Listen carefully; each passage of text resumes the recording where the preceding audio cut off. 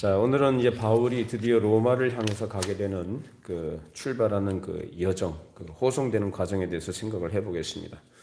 자, 오늘 배를 타고 이제 로마를 향해서 이제 가게 되는데 대략 내용을 요약을 하자면 가다가 큰 풍랑을 만나서 굉장히 위태롭고 위험한 상황 속에 있었고 거기에서 하나님께서 이들을 또 거기서 건져 주셔서 그런 위험 속에서 구원받게 해주셨다는 이런 내용들입니다.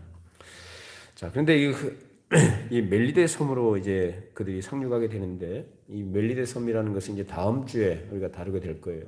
근데 오늘날 이 몰타라고 여러분 많이 들어보셨죠? 이 몰타라는 그 섬이 성경에서 말한 멜리데 섬입니다. 그래서 오늘 일일이 내용을 살펴보기보다는 이제 여정의 중요한 부분들 그리고 그 여정의 내용들 가운데서 가장 우리에게 하나님께서 그 내용들을 통해서 우리에게 주신 교훈들이 무엇인가 이런 부분들을 중점적으로 생각해 보겠습니다. 여러 지명들이 나오고 여정들의 어떤 세밀한 부분들을 지금 다루고 있고요. 그리고 뱃사람들, 사공들이 사용하는 용어들, 그런 항해에 관계된 이런 기술적인 것들도 기술이 돼 있는데 그런 것들 우리가 뭐 학자가 아닌 이상은 세세하게 알 필요는 없고 이러한 내용 가운데서 우리가 추려서 우리가 생각할 것이 무엇인가를 정리해서 말씀을 전하도록 하겠습니다. 자, 이전에 이제 바울이 황제에게 가이사에게 자기가 상소한다고 그래가지고 가이사에게 가기로 이제 원했기 때문에 이제 가이사에게 보내지게 됐는데 이제 바울은 죄가 없는 사람이죠. 죄가 없는 사람인데 고소를 당해가지고 결국은 이제 베스도 총독에 의해서 청문회를 열게 됐고 거기서 이 사람들 역시 죄가 없는 사람이라는 걸 그들은 판단했지만 가이사에게 상소했기 때문에 석방이 안 되고 가이사에게 가야 되는 거예요. 그게 법입니다. 그렇기 때문에 이제 바울은 이런 배경하에서 이제 가이사에게로 가게 되는 압송이자 한마디로 죄수를 압송해 가는 거예요. 이런 배경하에서 그 여정이 이제 시작이 된 것입니다. 자, 사도행전 27장 1절로 2절 말씀이죠. 주보에 제가 넣었습니다. 같이 읽어보십시다. 우리가 배를 타고 이달리아에 가기로 작정되매 바울과 다른 죄수 몇 사람을 아구스도대의 백부장 율리오란 사람에게 맡기니 아시아 해변 각처로 가려 하는 아드라무테노 배에 우리가 올라 항해할세 마게도냐의 데살로니가 사람 아리스타고도 함께 하니라. 자, 로마까지 가려면 배를 타고 가야 되는데 직접 이 가이사랴에서 로마까지 가는 배가 없었는지 이제 아시아 각처로 가는 이 배를 올라탔다고 그래요. 그래서 여기 동행 가운데는 이 데살로니가 사람 마게도냐 데살로니가 사람인 아리스타고도 여기 함께 동행하게 됐는데 이 사람은 죄수가 아니잖아요.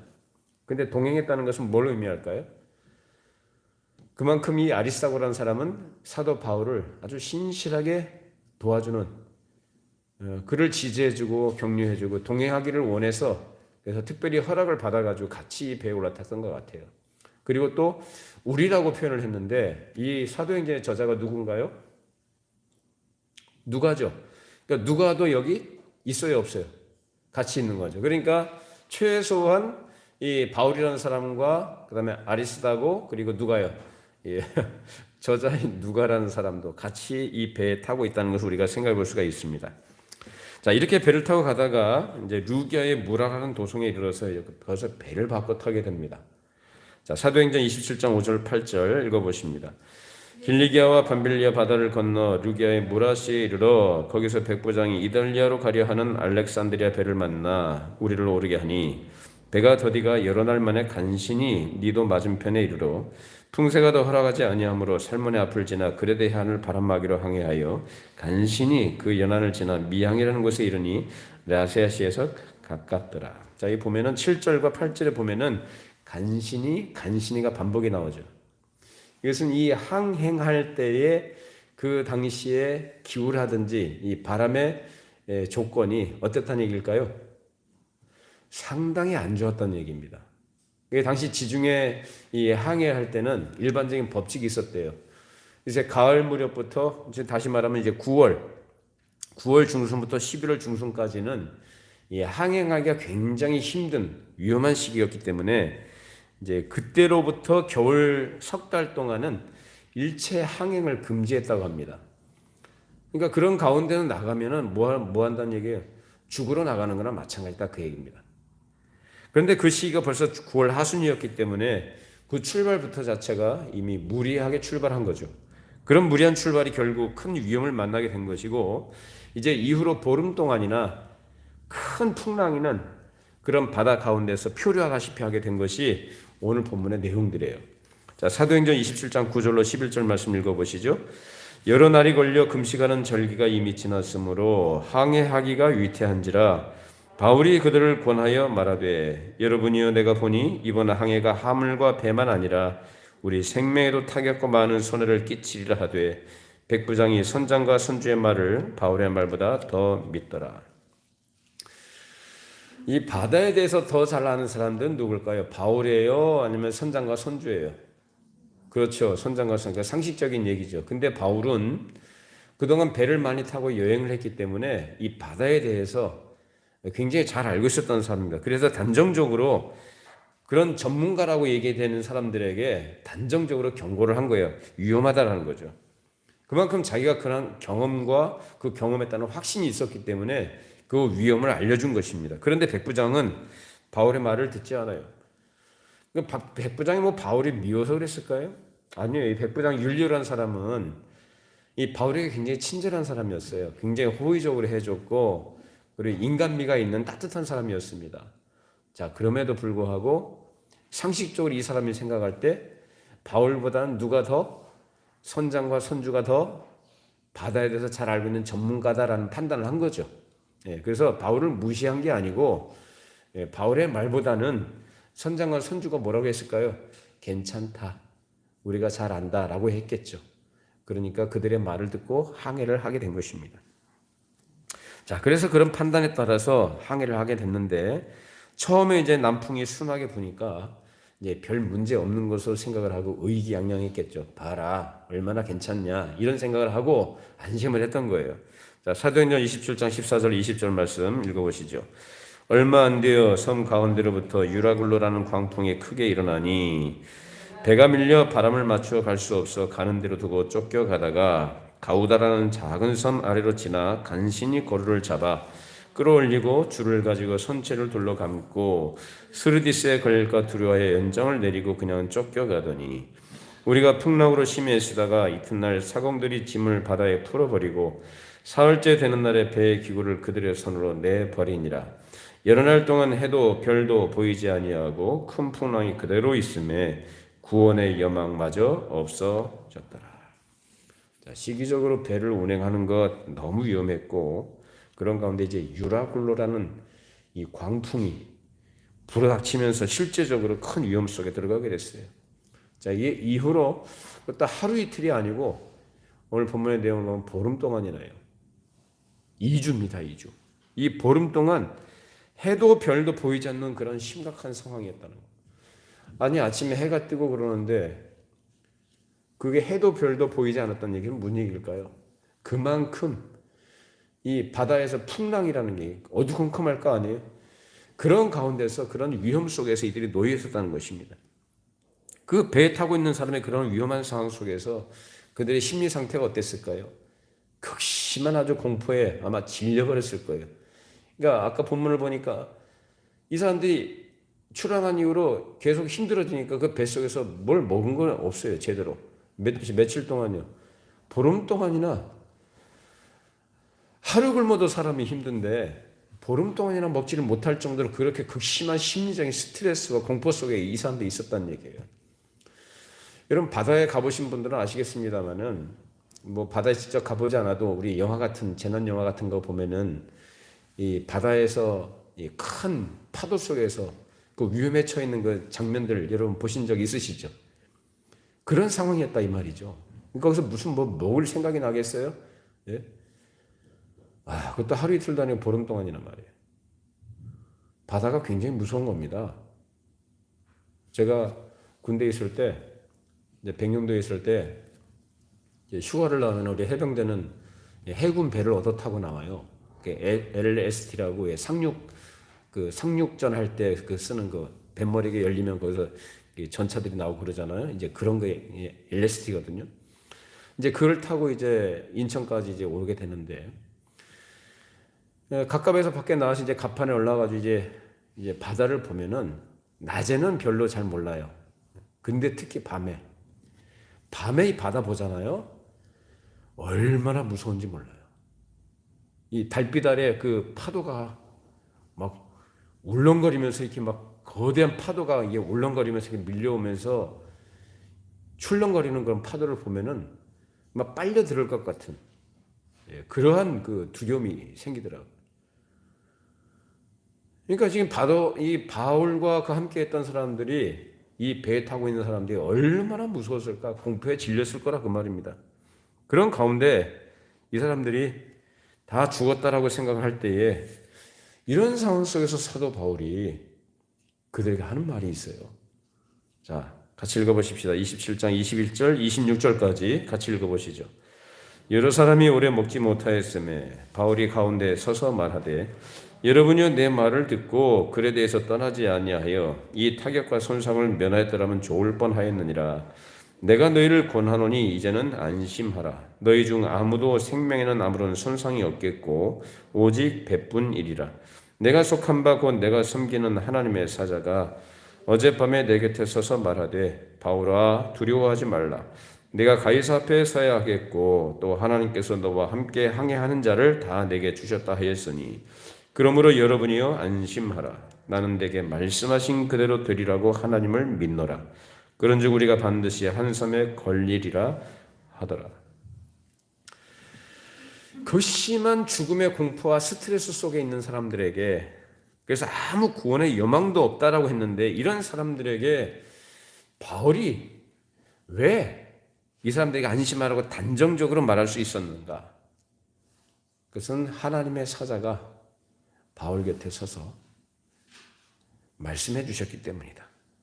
그래서 자기의 생명에 대해서는 이런 확실한 보장이 있기 때문에 사도 바울은 두려워하지 않았겠지만 동행한 사람들의 생명에 대해서는 상황적으로 위험이 많다고 생각을 했던 차에 하나님의 사자가 곁에 서서, 바울이 자기도 그런 똑같은 상황 조건 속에 있기 때문에 마음의 평정을 갖고 있었을까요? 바울도 아마 그런 두려움이 있었을 거예요. 사람인데. 그럼에도 불구하고 바울에게는 뭐가 있습니까? 분명히 확신한 게 있었잖아요. 자기는 지금 어디를 가야 되는 거예요? 로마, 가이사 앞에 가야 되는 거. 하나님께서 이전에 자기 또 말씀해 주셨던 그것이 있기 때문에 그것을 기억하고 있는 거죠. 그래도 나는 하나님께서 보장하신다라는 게 확신이 있었기 때문에 그런 마음에 그게 있었단 말이에요. 그런데 다른 사람들은 뭐예요? 이 사람들은 그게 없는 사람들이잖아요. 그러니까 이 사람들이 참 위험하겠다 이런 생각을 하고 있었는데, 그래서 하나님의 사자가 뭐라고 하셨냐면은 분명히 사도 바울에게 이 사람들을 다 주셨다라고 말씀하셨다는 거예요. 그게 바울의 처사에 달려있다는 거죠. 너에게 다 줬다라고 말씀하신 거예요. 그래서 바울이 이 사람들을 살리려고 마음을 먹으면 하나님께 은혜를 구해서 이 사람들은 살 수 있어요, 없어요? 자, 잘 생각을 해보세요. 하나님께, 그러니까 바울이 살리는 건 아니에요. 모든 주권은 하나님께 있습니다. 근데 하나님께서 뭐라고 말씀하셨어요? 내가 이 사람들을 너에게 줬다라고 하셨거든요. 그건 누구한테 달려있다는 얘기예요? 바울에게 달려있다는 거예요. 이 사람의 생사가. 그러면 하나님께 바울이 은혜를 구해서 하나님께서 은혜를 베풀어 주시도록 이들을 살리도록 하나님께서 해 주십시오. 그렇게 한다면 이 사람들은 살아야 안 살아요? 사는 거예요. 산다고요. 하나님께서 주셨다고 했잖아요. 그러니까 바울의 손에 달렸다 이 말이에요. 그런데 바울이 나 이 사람들 모르겠습니다. 그러면은 하나님께서 어떻게 하시죠? 나 이 사람들 다 모르겠어요. 나하고 상관없어요. 하나님 알아서 하세요. 그러면은 하나님께서 이 사람들을, 그러니까 바울을 이렇게 포기해버리면 이 사람들을 하나님께서 어떻게 해요? 그냥 죽도록 내버려 두실 수도 있다는 얘기. 이것이 바로 주의 종이 가지고 있었던 특권이에요. 하나님의 거룩한 계시에 직접 계시에 입각해 있어 그 계시를 따라 살아가고 있던 그 당시 사도 바울에게 있어서는 이것이 굉장히 중요한 그의 특권이었다 이 말입니다. 자, 그러면 이 사실이 오늘 우리에게 뭘 가르쳐 줬냐? 우리가 여기서 어떤 교훈을 얻을 수 있는 것이냐 이 말이에요. 그래서 사도 바울이 뭐라 하냐면 25절 26절 다시 보시면 그러므로 여러분이 안심하라 나는 내게 말씀하신 그대로 되리라고 하나님을 믿노라. 그런즉 우리가 한 성에 반드시 걸릴 것이다 라고 얘기합니다. 그러니까 나만 사는 게 아니고 당신들도 살아야 될 거 아니냐. 여기서 사도 바울이 살아야 될 이유가 분명합니다. 이 사람은 분명한 목적이 있는 사람이에요. 하나님의 계획과 보장 가운데 있는 사람이에요. 바로 로마에 가서 가이사 앞에 서는 것이었죠. 그래서 지금 이 죽음의 공포 그리고 처참한 상황이 그런 속에서 오늘 내일 하고는 있는 것은 사실이지만 그것은 하나님께서 선하신 목적을 따라 인도하고 계시는 한 과정에 불과한 것입니다. 그 중요한 건 뭐냐면 이 사도 바울도 중요하지만 이 사도 바울과 함께 있는 그 배 타고 있었던 사람들이 결국은 이 사도 바울 덕분에 이 사람들은 안전을 보장받는 겁니다. 여러분 잘 들어보셔요. 굉장히 중요한 말씀인데 사도 바울 덕분에 이 사람들은 안전을 보장받는다. 어떤 의미에서 이 사람들은 하나님과 전혀 상관없는 사람이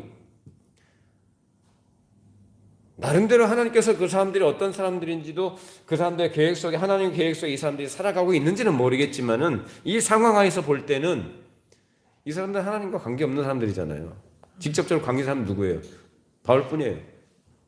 근데 바울 덕분에 이 사람들이 안전을 보장받는다.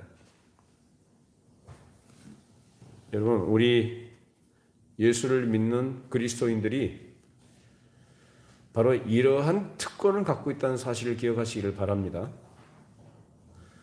자, 우리나라가 60년, 70년 전에 모든 세계 여러 나라들이 우리나라를 뭐라고 했는지 아세요? 잿더미 국가라고 그랬어요. 잿더미 나라.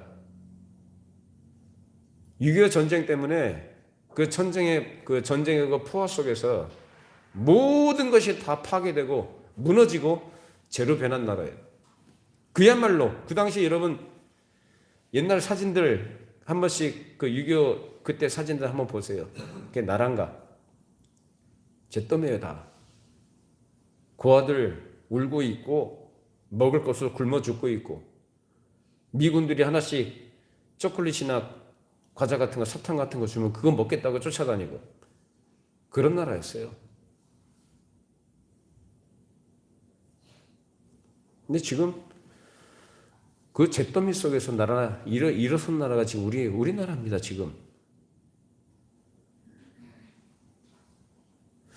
세계의 여러 나라가 기적이라고 그랬어요. 놀래요.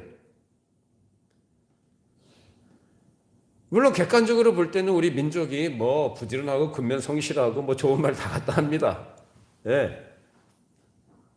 손재주도 좋고 머리도 좋고 그 얘기를 해요. 자, 그런데 우리나라만 그런 건 아니잖아요. 아주 특이합니다. 그래서 우리는 역사를 통해서 역사 속에서 하나님께서 어떻게 우리가 살고 있는 이 땅에 우리 민족에 하나님께서 어떻게 은혜를 주셨고 어떻게 개입을 하셨고 인도하셨는지를 알아야 되는 거예요.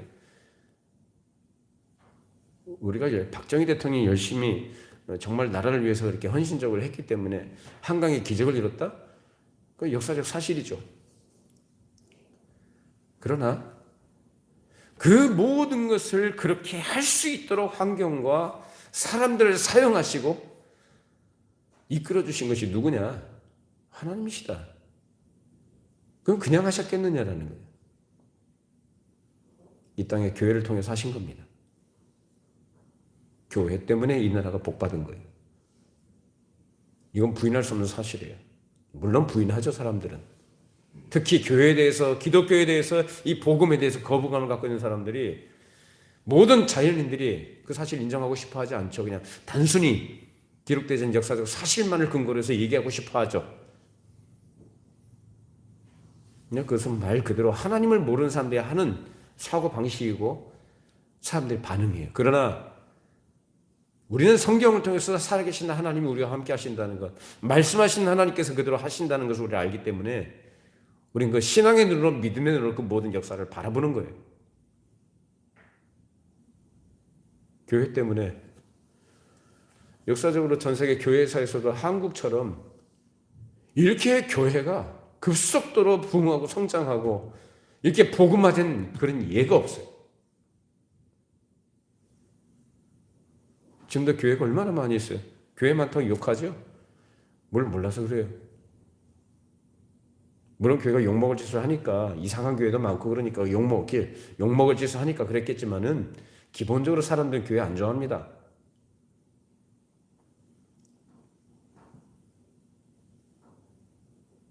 선교사들의 피와 땀이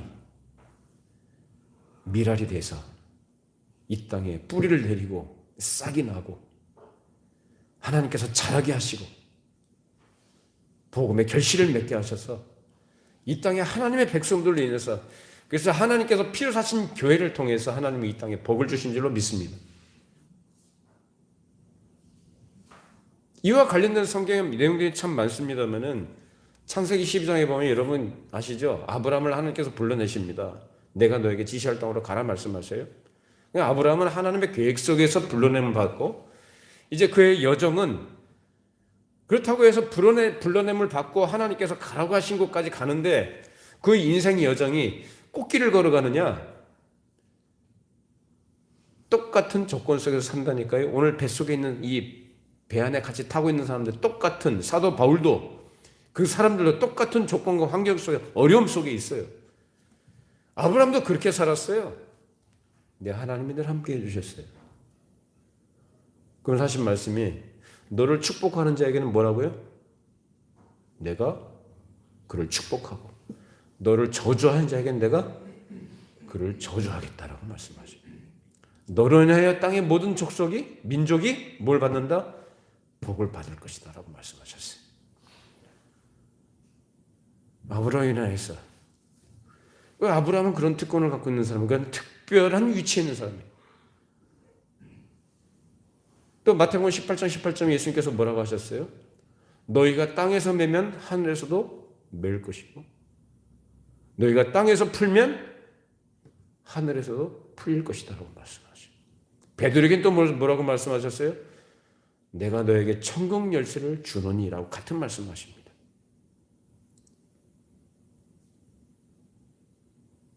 우리 주기도문 뭐라고 말씀하십니까? 주님께서 우리가 우리에게 죄 진죄를 사하여 준 것 같이 우리 죄를 사하여 주옵시고. 여러분, 우리 예수를 믿는 사람들은 우리는 혼자가 아니라 하나님께서 함께하고 계신 줄 믿으시길 바랍니다. 지혜와 권능과 능력이 충만하신 하나님이 당신의 피로 사신 주의 백성들과 함께 하신다. 그래서 우리는 그걸 알아야 되는 거예요. 우리는 하나님의 계획과 하나님의 보장 가운데 있는 사람들이다. 하나님의 부르심과 하나님의 택하심을 받고 불러내심을 받고 어떤 사명, 목적지를 향해서 가는 바울처럼 우리가 그런 인생을 살아간다고 할 때 그러면은 우리가 꽃길만 걸어갔냐라는 거예요. 아니에요. 바울 그렇게 안 살았어요. 바울도 특별한 능력도 하나님께서 그에 부여해 주셨고 복음을 전하는 가운데서 여러 가지 복음의 선한 결실들을 맺게 해주시고 하나님께 귀하게 쓰임받는 사람이었지만 그의 생애도 굉장히 고달팠다. 지금 뱃속에 있잖아요. 여기서도 마찬가지. 풍랑인 배. 이 안에 같이 타고 있잖아요.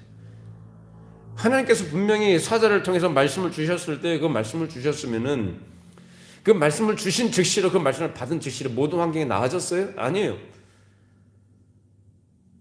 바로 그 다음에 바로 파도 속에 집어삼킬 수도 있는 그런 가능성이 있는 그런 조건 속에 똑같이 있습니다. 근데 바울이 한 말이 뭐예요? 나는 하나님을 믿노라. 내게 말씀하신 그대로 되리라고 나는 하나님을 믿노라.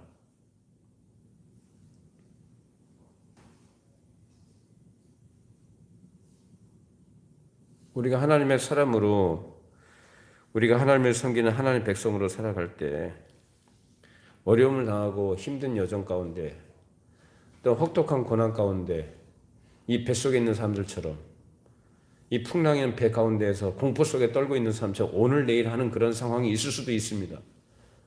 그런 어려운 가운데 있을 때 우리가 가지는 생각은 하나님을 향한 원망과 어떤 경우에 하나님이 계시는가라는 불평과 원망이 있을 수 있어요. 과연 하나님이 살아계신가? 성경에 말씀하신 대로 정말 하나님께서 오늘도 역사하시는가? 하나님은 나하고도 같이 함께 하시는가라는, 내가 뭘 잘못했길래 이런 고난을 주시는가? 별 생각이 다 들죠. 그럼 바울은 뭘 잘못해서 이런 고난을 받나요? 그런 식으로 여러분, 신앙이라는 것을, 신앙의 영역 속에 있는 것들 다 그렇게 정형화해서 생각하시면 안 돼요. 아주 이상한 사람 됩니다. 바울은 뭐 잘못해가지고 뭐 죄를 져서 이런 고난을 당해요? 그거 아니잖아요, 지금.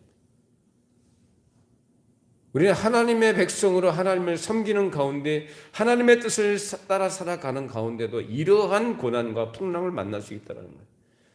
그런 가운데 우리가 기억해야 될 것 한 가지. 이게 다가 아니다. 하나님은 내 생각대로 하시는 분이 아니라 하나님의 뜻대로 하시는 분이다.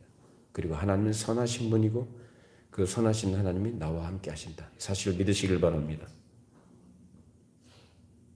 지금은 어렵잖아요. 지금 공포 속에 떨 수밖에 없는 그런 상황 속에 바울이 있다고요. 근데도 바울이 하는 말 들어보세요. 나는 하나님을 믿노라.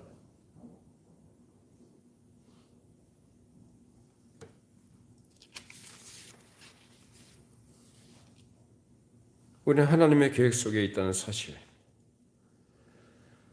그리고 하나님의 선하신 뜻을 따라 하나님께서 인도하고 계시다는 사실을 우리는 믿는 겁니다. 지금 당장은 여기 나와 있는 것처럼 해도 별도 보이지 않는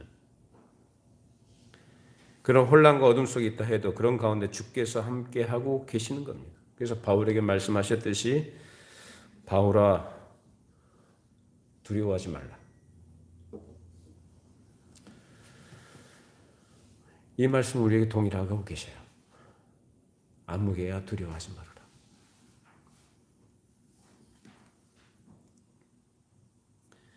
그래서 바울이 그들에게 말해 나는 내게 말씀하신 그대로 되라고 하나님을 믿노라.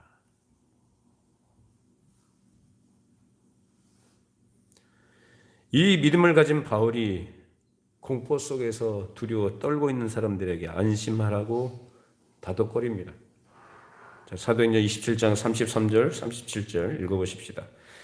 날이 새어가매 바울이 여러 사람에게 음식 먹기를 권하여 이르되 너희가 기다리며 먹지 못하고 줄인 지가 오늘까지 열 나흘인즉 음식 먹기를 권하노니 이것이 너희의 구원을 위하는 것이요 너희 중 머리카락 하나도 잃을 자가 없으리라 하고 떡을 가져다가 모든 사람 앞에서 하나님께 축사하고 떼어 먹기를 시작하며 그들도 다 안심하고 받아 먹으니 배에 있는 우리의 수는 전부 276명이더라.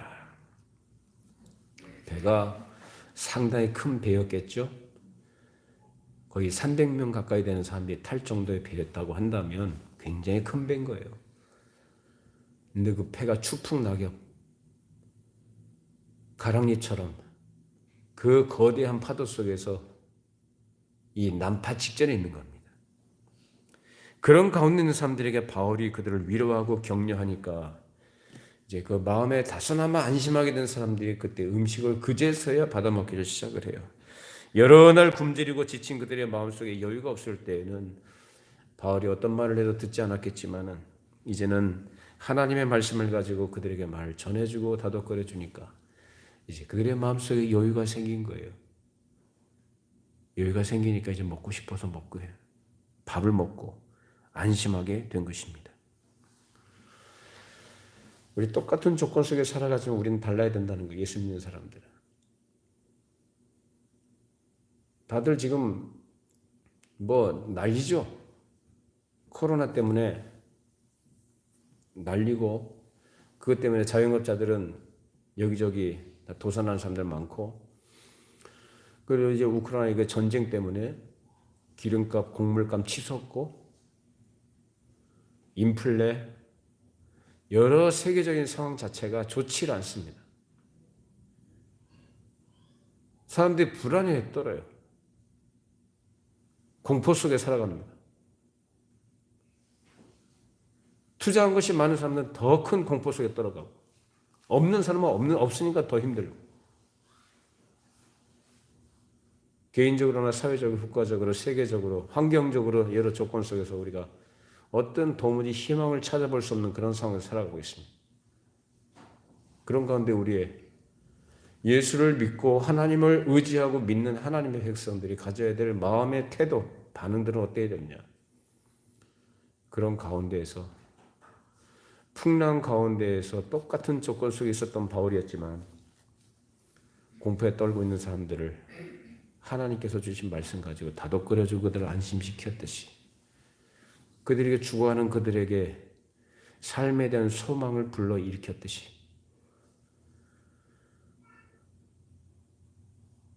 그러한 사람들에게 소망과 생명을 불어넣는 여러분들이 되시기를 바랍니다. 내가 살아야죠. 내가 하나님을 믿는 것이 사는 거예요. 내가 하나님께 소망을 두는 것이 사는 거예요. 내가 먼저 살아야죠. 바울이 하나님을 믿지도 않으면서 그런 말을 해요? 능력이 없는 거죠. 여러분들이 먼저 하나님께 소망을 두시고 하나님께서 말씀하신 약속의 말씀을 붙드시고 그 믿음에 굳게 서시기를 바랍니다. 그러고 지쳐있고 낭망하고 공포 속에 있는 불안에 떨고 있는 사람들에게, 죽음을 생각하는 사람들에게 산 소망이신 예수 그리스도의 능력을 여러분들이 나타내 보여주시기를 바랍니다. 사람을 살리시라고. 바울이 지금 가이사 앞에 왜 가는 거예요? 그걸 위해서 가는 거잖아요.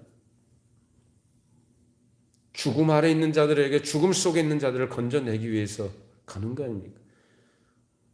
우리도 모양과 형태는 다르고 각자의 역할은 다르지만은 동일한 목적과 하나님의 뜻 가운데 살아가고 있는 하나님의 사람들임을 우리는 기억을 해야 됩니다. 자, 사도행전 27장 38절 44절을 읽어보시죠. 배부르게 먹고 밀을 바다에 버려 배를 가볍게 하였더니 날이 샘에 어느 땅인지 알지 못하나 경사진 해안으로 된 항만이 눈에 띄거늘 배를 거기다 들여다 댈 수 있는가 의논한 후 닻을 끊어 바다에 버리는 동시에 키를 풀어 놓치고 돛을 달고 바람에 맞춰 해안을 향하여 들어가다가 두 물이 합하여 흐르는 곳을 만나 배를 걸매 이 물은 부딪혀 움직일 수 없이 붓고 고물은 큰 물결에 깨어져 가니 군인들은 죄수가 헤엄쳐서 도망할까 하여 그들을 죽이는 것이 좋다 했으나 백부장이 바울을 구원하려 하여 그들의 뜻을 막고 헤엄칠 줄 아는 사람들을 명하여 물에 뛰어내려 먼저 육지에 나가게 하고 그 남은 사람들은 널조각 혹은 배 물건에 의지하여 나가게 하니 마침내 사람들이 다 상륙하여 구조되니라.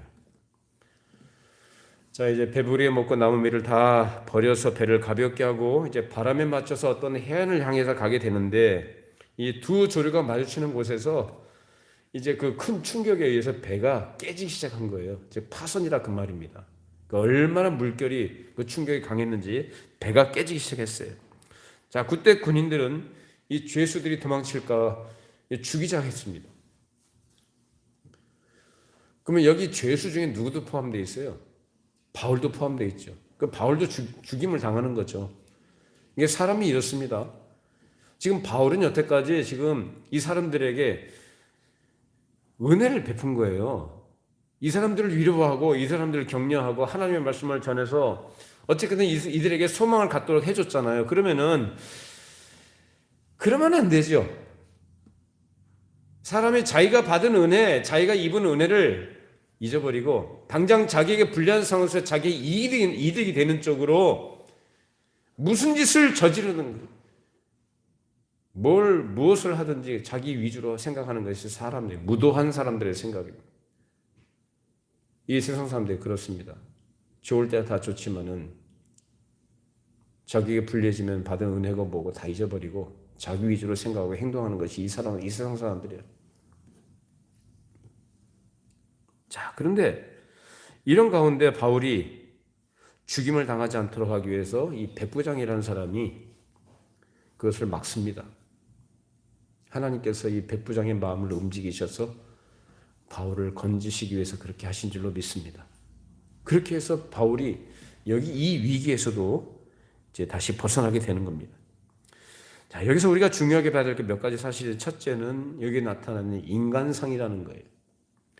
이러한 세대의 인간상이라는 것을 우리가 볼 때에 각기 다른 환경에서 살고 각기 다른 생각과 다양한 인간성을 가진 사람들이 이 한 배에 타고 가다가 동일한 운명에 부딪혔을 때 각기 행동하는 것이나 마음 먹는 것, 여러 가지 하는 짓들이 나타나게 되는데, 여기서 우리가 이 세상에서 살아가는 세상의 현실의 어떤 축소판이라는 걸 볼 수가 있습니다.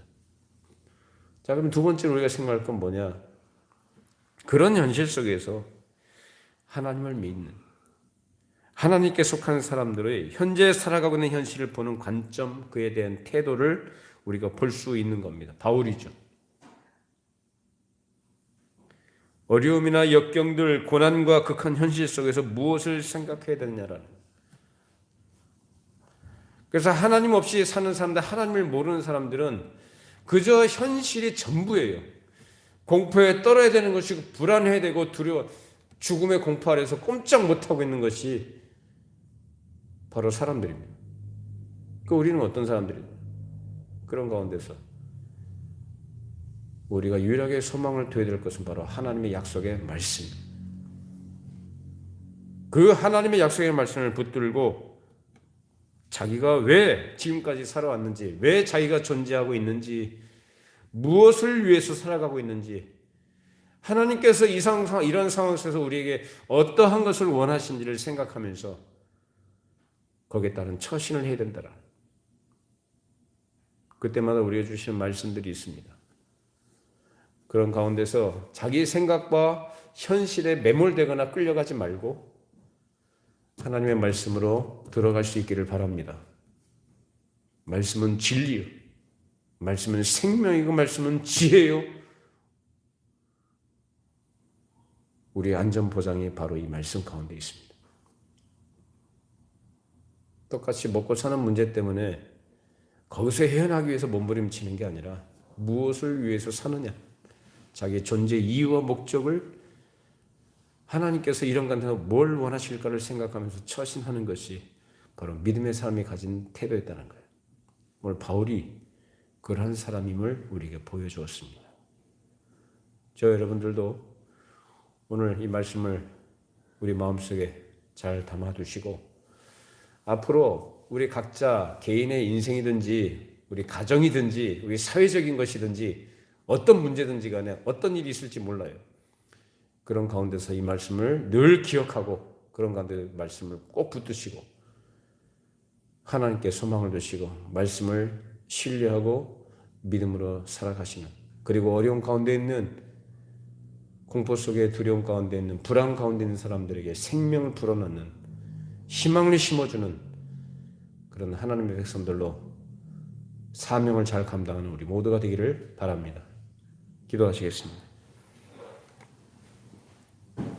걸어가신 하나님 아버지, 오늘도 우리에게 산 소망이 되어주시고 우리 삶의 능력이 되시고 지혜가 되시는 우리 하나님 아버지께 감사와 찬송과 영광을 올려드립니다. 오늘 말씀을 통해서 우리가 과연 이 세상에서 살아갈 때 내가 왜 살아야 되는지, 무엇을 위해서 살아야 되는지, 하나님께서 기뻐하시는 것이 무엇인지를 늘 생각하면서 이 어두운 세상에 빛을 발하게 하시고 소망이 없는 자들에게 소망을 불어넣는 그런 하나님의 생명을 가진 하나님의 백성들로 역할을 잘 감당하도록 붙들어 주시옵소서. 예수님의 이름으로 기도하옵나이다. 아멘. 자리에서 일어나시겠습니다. 635장 찬송